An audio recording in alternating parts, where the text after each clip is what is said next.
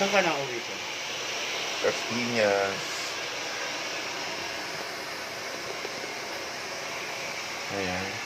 Ako po ay nagpapa-acupuncture para po maganda ang blood flow. Yan, dito po yan sa shop ni Jason Pisola. At ito po yung nag-acupuncture sa akin. Talaga pong ano siya.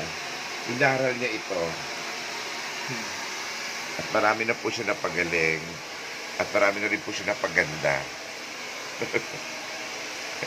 Acupuncture po nilalagyan. Naramdaman mo din, ma? Mm-mm. Ngayon ko lang naramdaman kasi sobrang pagod sa tawag ko. Saka hindi man dahil yung nabalay, no?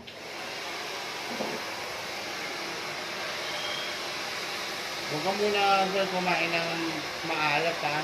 Ako, paborito ko pa naman ng maala. Walang sausawan, walang patis, walang tuyo.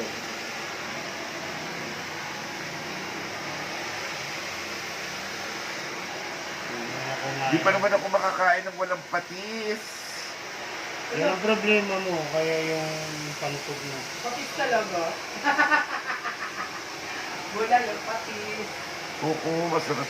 Yun, ang daming bawal pala. Ito.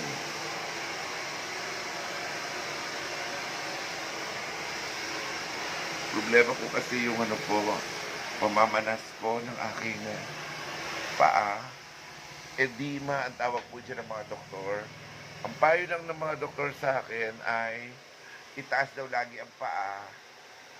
At binigyan ako ng mga uminom ng pampaihi, yung mga ganyan. So I'm trying an alternative medicine, alternative treatment, which is, ito nga po yung acupuncture. Wala naman siguro masama if I try it, di ba? Hindi naman siya medical. Ayan o. Ayan na. Na-acupuncture na po. Yan muna ang latest.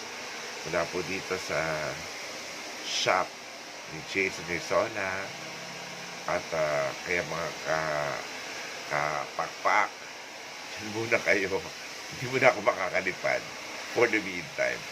Mua-mua, babay po.